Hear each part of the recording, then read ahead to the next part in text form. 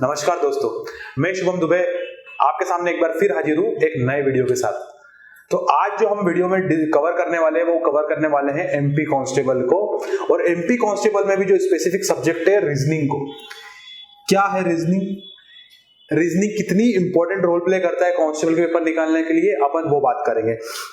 आपको मालूम है कांस्टेबल का नोटिफिकेशन आ चुका है, एडवर्टाइजमेंट आ चुका है जिसमें 4000 पोस्ट पे भर्ती होने वाली है। आप सभी लोगों ने पढ़ाई स्टार्ट कर दी है कांस्टेबल की। अब रीजनिंग में बच्चों को काफी डाउट रहता है कि क्या पढ़े, क्योंकि रीजनिंग का सब्जेक्ट काफी वास्ट है। रीजनिंग काफी सारे टॉपिक्स हैं जो एग्जाम में पूछे जा सकते हैं, लेकिन कौन से टॉपिक है जिन पे आपको ज्यादा ध्यान देना है, जिनके क्वेश्चन आपको मैक्स टू मैक्स देखने को मिल जाएंगे। अब आपको पता है 100 नंबर का पेपर होता है कांस्टेबल का, आपके पास होते हैं 2 घंटे।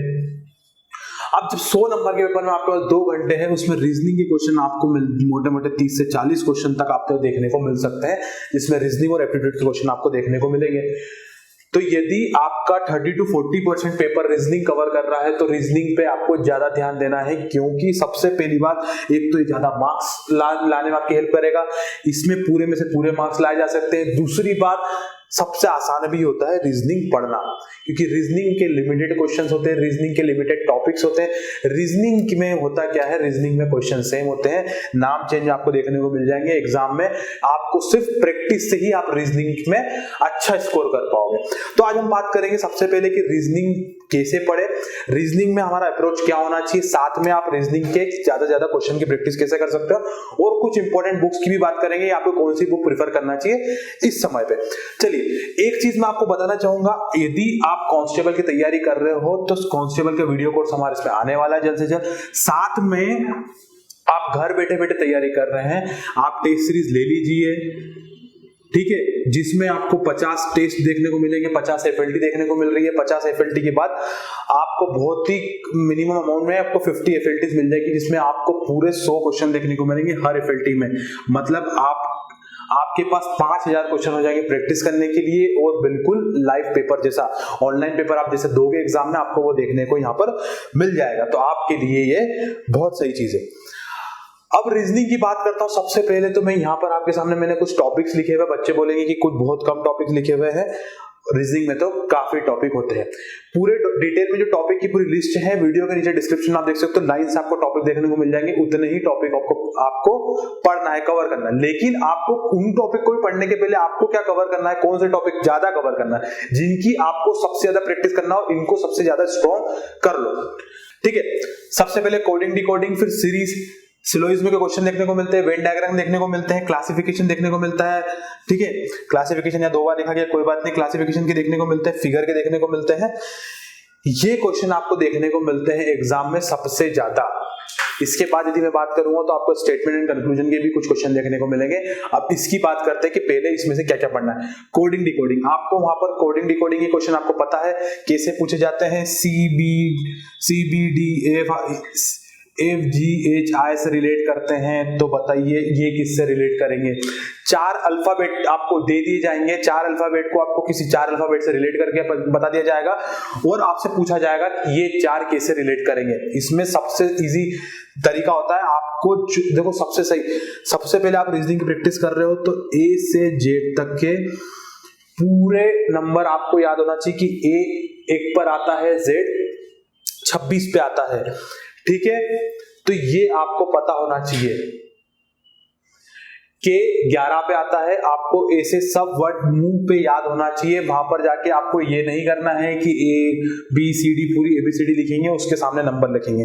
यदि आपको वो भी सही लगता है तो मैं आपको मना नहीं करूंगा, वो भी आप कर सकते हो, लेकिन आपको क्वेश्चन गलत नहीं करना। दूसरी बात, आपको ये याद होना चाहिए, ये याद होंगे तो आप कोडिंग डिकोडिंग की क्वेश्चन आराम से कर लेंगे, क्योंकि ये पूरा अल्फाबेट्स पे ही रिलेट करते हैं। अब अल्फाबेट्स मतलब कैसे, यदि +1 -2 +1 -2 ऐसी सीरीज चलेगी, +1 +1 सीरीज चलेगी, +4 +4 से चलेगी, या +4 -4 +4 -4 ऐसी सीरीज चलेगी, या फिर ×2 ×3 होता जाएगा। तो इसी प्रकार से ये अल्फाबेट्स वो अरेंज करके देते हैं और आपसे पूछते हैं कि दूसरा जो अल्फाबेट है वो कैसे रिलेट करेगा। आसान है। क्या इन क्वेश्चंस के लिए भी आपको कोचिंग ज्वाइन करना चाहिए? आप सोच रहे हो कि यार बिना कोचिंग के मैं रीजनिंग कैसे सॉल्व करूंगा? क्यों नहीं होगी, बहुत आसानी से हो जाएगी। बहुत आसानी से क्वेश्चन आपके सामने आ जाएंगे। सीरीज की बात करते हैं। सीरीज में यदि आपने अल्फाबेटिकल सीरीज दे रखी है, साथ में न्यूमेरिकल सीरीज आपको देखने को मिल जाएगी। ठीक है, न्यूमेरिकल सीरीज कैसी देखने को मिलेगी, आपसे पूछा जाएगा 27, 33, 32 ऐसा करके कुछ भी नंबर दे दिया जाएगा, आपको सीरीज दे दी जाएगी, अलग अलग नंबर दे जाएगा, पूछ लिया जाएगा कि यहाँ पर कौन सा नंबर आएगा।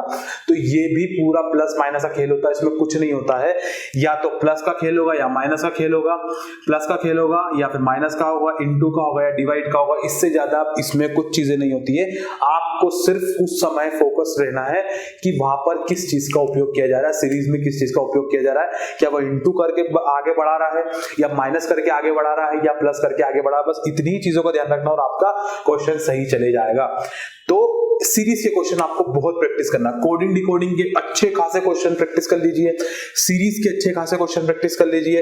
अब बारी आती है वेन डायग्राम और सिलोजिज्म की, तो इनके क्वेश्चन भी आपको अच्छे खासे देखने को मिलेंगे। वेन डायग्राम काफी सरल होते हैं, बस आपको थोड़ा सा ध्यान देना पड़ता है। आपसे पूछा जाएगा कि कुछ पुस्तकें ये है, कुछ पुस्तकें कॉपी है, कुछ कॉपियां पुस्तकें है, तो आपको वेन डायग्राम बनाना पड़ेंगे और उसमें से आपको जो दिया जाएगा स्टेटमेंट एंड कंक्लूजन उसको सॉल्व करना पड़ेगा। बहुत ही आसान होता है, ज्यादा टफ नहीं होता है। इनकी भी सिर्फ प्रैक्टिस से ही आप क्वेश्चन पूरे सही करके आ सकते हो, ना आपको कोई कोचिंग की जरूरत पड़ सकती है और ना ही आपको कोई चीज की जरूरत पड़ सकती है। आपको सिर्फ जरूरत पड़ती है तो वो प्रैक्टिस की जरूरत पड़ती है, क्योंकि कांस्टेबल का पेपर बहुत लोग देते हैं। आपको पता है 4000 पोस्ट के लिए कितने सारे बच्चे, लाखों में बच्चे बैठेंगे और सबको रीजनिंग आती है, ये आपको पता है, लेकिन कैसे, वहां पर आपको डिपेंड करेगा कि किसने कितनी प्रैक्टिस करी है। यदि आपने हर प्रकार के क्वेश्चन लगा दिए हैं तो आपको वहां क्वेश्चन देखते से ही बन जाएंगे।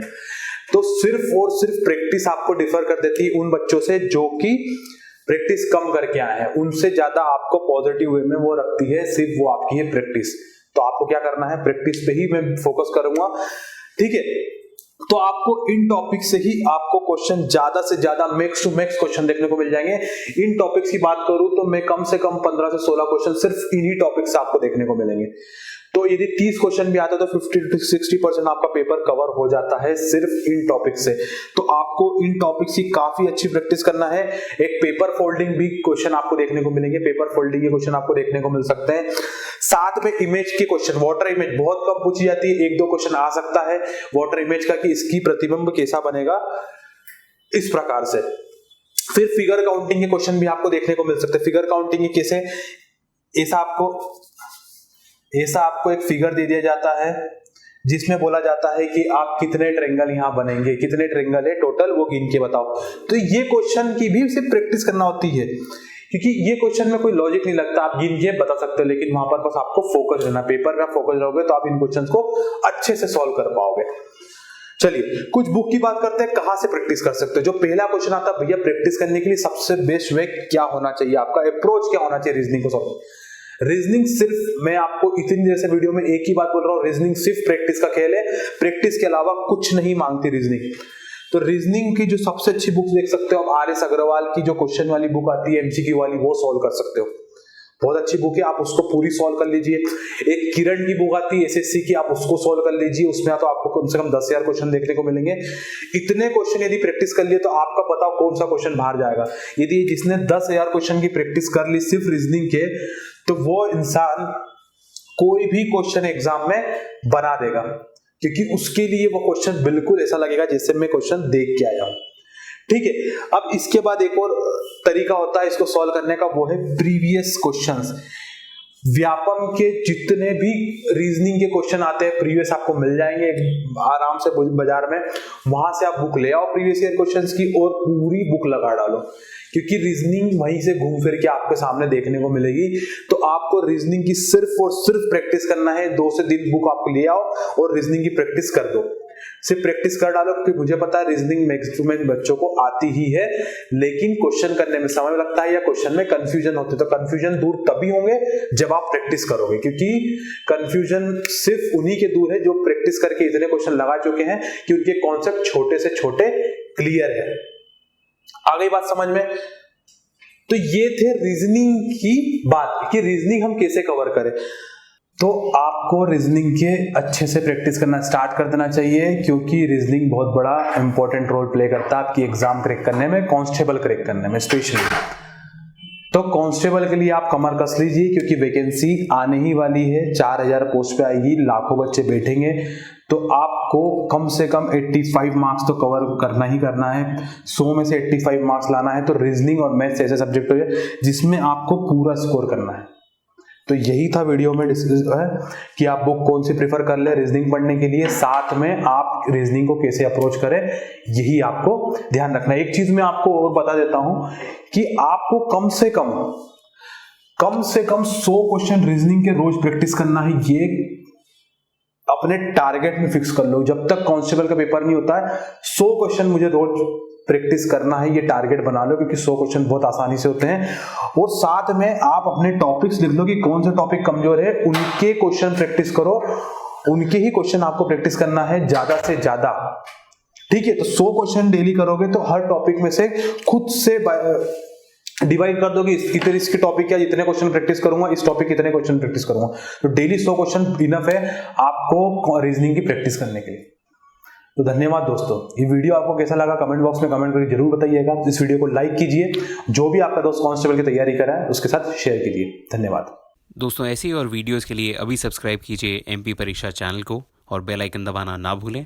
और अगर आप किसी भी एग्ज़ाम की तैयारी कर रहे हैं तो अभी डाउनलोड करें परीक्षा ऐप।